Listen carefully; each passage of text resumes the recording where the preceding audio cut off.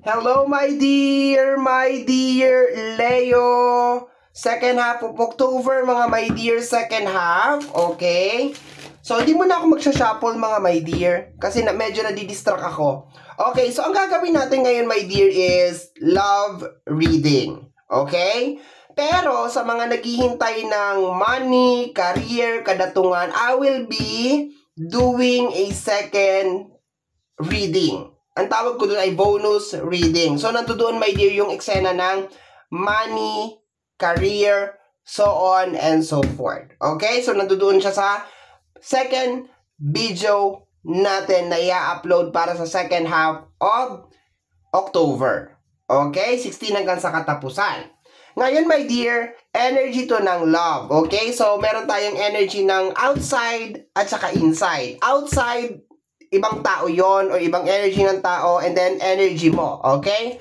So, my dear, paliwanag lang natin, mga my dear, kasi marami na ang medyo nalilito sa ginagawa natin. Okay? So, my dear Leo, ang gagawin po natin ngayon na general reading, so hindi po ito 100% na magre-resonate para sa ating lahat. So, please, mga my dear Leo, lower your expectation pagdating po sa mga general reading. Okay? Outside energy tayo. Tingnan natin kung ano nangyayari sa labas. Energy ng real estate, wealth. Okay. This is more an investment. Tingnan natin, my dear. And tingnan natin kung ano nangyayari sa'yo. Energy ng family. Wow, ang ganda naman nun. Okay? Ang ganda ng energy. Maganda tong harmony ng dalawang card na to. Kasi yung isa, iniisip niya, my dear, yung pera, kasaganahan, investment, negosyo. Ikaw naman, my dear, more on bonding, 'di ba? Yung magkasama-sama ang pamilya, 'di ba? Posibleng ito nagwo-work to. Tapos ikaw naman parang gusto mo talaga yung posibleng para sa mga kayo nagwo-work, 'di ba?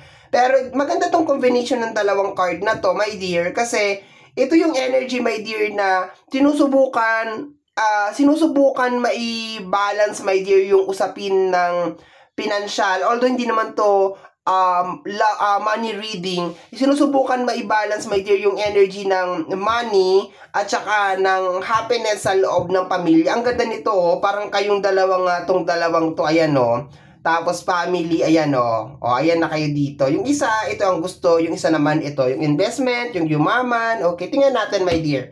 Okay? Tingnan natin. Sa combination ng dalawang card, maganda. Tingnan natin yung mga additional cards, my dear, ha? Tingnan natin. Okay? Kunin natin yung energy ng outside. Anong sabi ng outside energy? Ito daw. Sabi nga dito, I hide behind material things. May pagka-materialistic tong isa, yung outside energy. So, ibig sabihin, my dear Leo, merong tao na meron partner mo, sabihin mo natin partner mo or minamahal mo, my dear Leo, na very materialistic siya. Okay? Ang dami niyang gustong mangyari sa buhay, ang dami niyang ine-expect. Okay? Especially sa second half of October. Ang dami niyang pangarap, my dear. Okay? So, hindi ko pa naman nakikita. Ayaw, marami siya, my dear. Hindi ko babasahin. Marami siya. Kuha na lang kaya ako ng isa. Okay? Kuha na lang ako ng isa. Kasi pag nag-shuffle ako, my dear, pag nag-shuffle ako, baka dumami pa yung mahulog na card. Okay? Sabi mo dito, I will wait for a sign from you. Okay? Ikaw, kasi my dear, nakukuha ko dito, gusto mo talaga na parang magkaayos ang pamilya, bonding, 'di ba? Yung maganda yung energy na nilalabas mo. Kasi ito, parang more on pera lang talaga ang gusto niya. Okay? Tapos sinabi pa dito, I hide behind material things. So, ibig sabihin, parang yung happiness niya talaga, my dear, is more on pera. Yung luho, yun ang nakukuha ko dito, my dear. Ikaw naman, pamilya talaga, my dear, ang importante sa'yo. Yun ang nakukuha ko dito. Love talaga ang importante sa'yo. Family, love, yan talagang importante talaga sa'yo sa second half of October. Pero merong energy sa labas na wala siyang pakialam sa energy ng pamilya. Ang gusto niya, my dear, is yung mga material na bagay lang. Mas priority niya yon. Okay? So, tingnan natin, my dear, mag-additional cards pa ako. Gaganito ko na lang, my dear. Ganyan na lang. Para, para mabilis. Okay? Ace of Swords, my dear. And, I am manifesting you. Okay? So, I guess, my dear, based on the energy, na itong energy na to, my dear, meron siyang kailangan baguhin sa kanya. Okay? Kasi I am manifesting you. Parang minamanifest mo na magbago siya, na i-priority niya yung pamilya, tigilan niya na yung mga luho, yung mga bagay na hindi maganda. Yun ang nakukuha ko dito, my dear. No? Ikaw talaga, super focus ka talaga, my dear, sa energy ng pamilya. And there's a tendency, my dear, na baka meron ka pang mga tao na parang binibigyan mo ng second chance. Yun ang nakukuha ko. Sabi mo kasi dito, I will wait for a sign from you. So, parang binibigyan mo pa siya ng second chance. Yun ang nakukuha ko dito, my dear. Okay.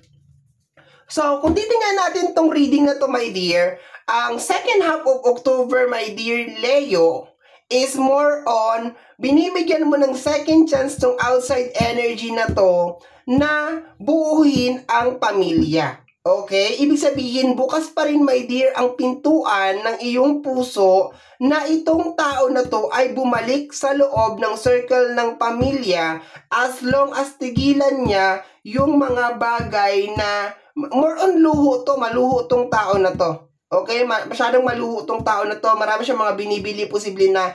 Kasi sabi nga dito, I hide behind material things. Ibig sabihin, imbis na pamilya ang magpasaya sa kanya, imbis na ikaw ang magpasaya sa kanya, mga anak niya, or something, ang nagpapasaya sa kanya is more on, sabihin natin, gadget. Yun siguro nagpapasaya sa kanya. Gadget, TV, yung meron siyang sasakyan, yung meron siyang magandang bahay, no, yung makapagyabang siya, yun ang nakukuha ko dito, may na energy, no?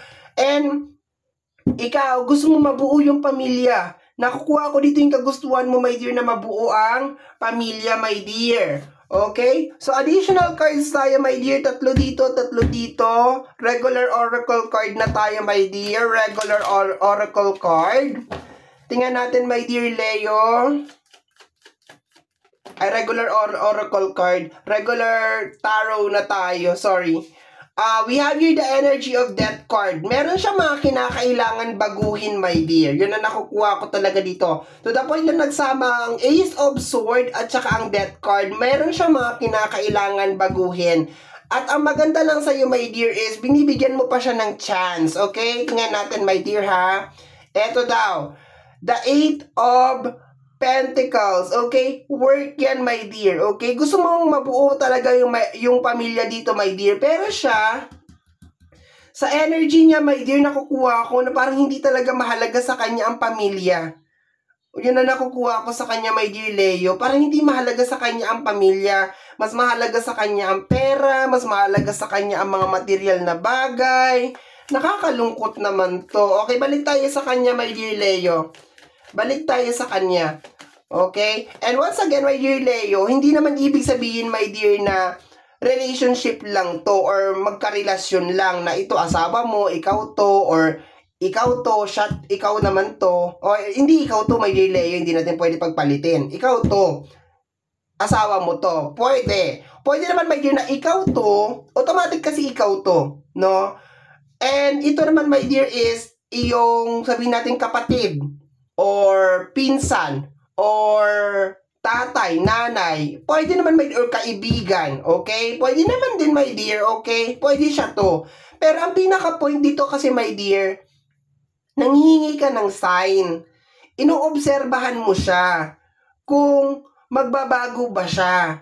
Aayusin niya ba yung buhay niya? Or pipiliin niya ba yung pamilya? Pipiliin ka ba niya? Kaso nakukuha ko dito, my dear, parang hirap na hirap siya, my dear, na baguhin yung negative na ugali na meron siya. Negative yung ugali na yan na mas pina-priority mo, my dear, yung mga material na bagay kaysa sa pamilya mo. Ibig sabihin, mas uunahin mo kaysa kumain ang pamilya mo, mas uunahin mo bumili ng alak, mas uunahin mo mambabae, mas uunahin mo, 'di ba? Mas uunahin mo yung luho mo, mas uunahin mo bumili ng cellphone. Hindi maganda 'yun. Kaysa dapat unahin mo ang pamilya mo kasi pamilya mo 'yan eh, 'di ba?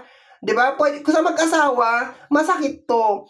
kung sa ano naman, kung sa pamilya naman, masakit din kasi baka you are the breadwinner of your family or ikaw lang ang tumutulong my dear sa pamilya mo, tapos ito kapatid mo to, wala na siyang ginawa kung hindi bumili ng mga gamit, luxury na items, or kung ano man, tapos ikaw, support ka lang ng support, gusto mo matulungan ng pamilya, gusto mo maiahon sa kahirapan, 'di ba? Pero hindi, yung energy, magkaiba talaga, my dear. Ikaw, gusto mo magkaayos, gusto mo maging stable lahat. Siya, focus lang talaga siya, my dear, sa luho niya, sa karangyaan na gusto niya, yung ganon. Balik tayo, my dear, sa kanya.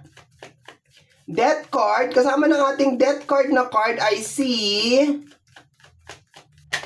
Okay, the Three of Wands. Tuloy pa rin daw siya, my dear. Tuloy pa rin siya. Ayaw niya magbago, my dear. Okay? Tuloy pa rin siya. Kasi kung naging Two of Wands to, my dear, sasabihin ko, my dear, na makukuha kong energy. Kasi ang Two of Wands is more on making decision eh. Okay? Pero nagsunod ang Death card at saka ang Three of Wands. Dire-diretso siya, my dear. Hindi siya lumilingon. Wala siyang pakialam kung anong naiwan niya sa'yo. Wala siyang pakialam kung meron pa siyang 100 anak sa'yo. Wala siyang pakialam kung meron siyang obligasyon sa'yo or meron siyang responsibilidad sa'yo. Wala. Wala siyang pake. Yun ang nakuko. Dire-diretso lang siya. Kasi kung Two of Wands yan, ito, pwede ko pang sabihin, my dear, na nagdadalawang isip siya. 'Di ba? Kasi yun ang Two of Wands. Kaso hindi. Dire-diretso siya, my dear. Dire-diretso siya sa mga bagay na ginagawa niya. Napaka-ano nitong tao na to, nagigigil ako. Okay, punta na tayo sa iyo, my dear. Okay, let's go na tayo sa iyo, my dear. Tingnan natin. Okay, we have here the Three of Wands. Ayan. Ay, Three of Pentacles. Okay, Three of Wands sa kanya, Three of Pentacles sa'yo. Ito kasi, my dear, naghahanap ka ng collaboration. Tulungan. Ang Three of Wands at Three of Pentacles kasi, my dear, is collaboration yan. Tulungan. Okay? So, naghahanap ka ng katuwang sa buhay. At napakahalaga sa iyo, my dear, sa second half of October, na gawin ng bawat isa ang mga part nila. Kahit saan man yan, kung asawa mo siya, gawin niya yung part niya, tulungan ka niya, ayusin niya ang pamilya. Kung kapatid mo to, tulungan ka niya sa obligasyon na may kinalaman sa pamilya. Kung kaibigan mo naman to, my dear, di ba? I-priority niya yung pagkakaibigan yung dalawa. Okay? Parang gano'n na nakukuha ko dito. Okay? Alam mo, my dear, hindi ko tinatanggal yung energy ng friendship. Kasi, yung friendship minsan, my dear, masakit din yan kung, di ba, kunyari ikaw, all these times, inisip mo lang na magkaibigan tayo, tulungan tayo, ganito, ganyan. Tapos, ito yung kaibigan mo. Mas pina-priority lang niya, my dear, yung sarili niya. Ibig sabihin, take lang siya ng take galing sa'yo. Walang give and take na nangyayari. Okay? Ang masakit pa dito, my dear, binibigyan mo siya ng second chance. Kung sa friendship natin ipapasok tong reading na to, ha, binibigyan mo siya ng second chance na, ay, baka naman, baka magbago pa, baka, yung mga ganon. Okay? Pero kung sa relationship to, my dear, tuloy-tuloy lang tong kabila, ikaw lang, my dear, ang nagpupursige na maayos ang pamilya. Baka nasa iyo din ang mga bata, oh. Ayan, oh. Baka masaya na rin siya sa feeling ng iba, my dear. Okay? O, yan, oh. Baka masaya na rin siya sa feeling ng iba. Okay, balik tayo sa kanya, my dear. Balik tayo.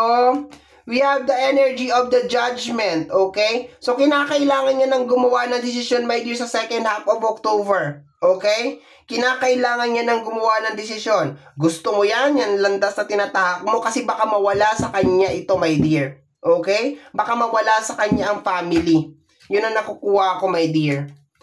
Baka sukuan mo na siya, my dear. Last, ano mo na to, my dear. Last chance mo na sa kanya to na magbago. Second half of October. Next. Sa'yo tayo, my dear. Let's go tayo sa'yo. Tingnan natin. Okay, ayon. We have here the Ace of Wands. Ayan, my dear. Mag-new beginnings ka. Posibleng maghahanap ka rin. Kung asawa to, mag-aasawa na lang ako ng iba. Okay, parang ganon. Yung makakatuwang ko talaga sa buhay. Okay? Mag-new beginnings ka, my dear, sa energy ng love very, very soon. Pag ito hindi niya pa tinigil yung ginagawa niya, my dear, mag-new beginnings ka. Aalis ka sa ganyan na na setup. Binibigyan mo lang siya ng chance kasi ayaw mo masira ang pamilya eh. Ayaw mo masira yung connection, my dear Leo eh. Pero pag hindi pa rin talaga siya mag-decide at pinagpatuloy niya pa rin talaga yung kahibangan niya, wala na, my dear Leo. It's over. Okay? So, dito na rin ako kukuha, my dear. At papahingahin muna natin tong isang card. Okay? Balik tayo sa kanya, my dear. Balik tayo sa kanya. Let me see. We have here the 8 of Swords. Ayan my dear, baka nalululong to. My dear, trap card to eh. Kailangan niya talagang tigilan yan, my dear. Ang bigat ng reading niya. Baka nalululong sa sugal, baka nalululong sa bisyo. Masyadong mayabang tong tao na to. Alam mo, my dear, sana pinili ka na lang niya. Okay, punta tayo sa'yo, my dear. Paghiwalay-hiwalay natin yung reading. Balik tayo sa'yo. We have here the energy of the Hermit. May konting pagsisisi, my dear, sa lahat ng mga effort na ginawa mo para sa kanya. Medyo makakaramdam ka rin, my dear, sa second half of October 16 hanggang sa katapusan na parang nagsisisi ka. Nagsisisi ka sa lahat ng binigay mo na second chance sa kanya, sa lahat ng hard work na binigay mo sa kanya, sa lahat ng chance na ibinigay mo sa kanya, my dear Leo.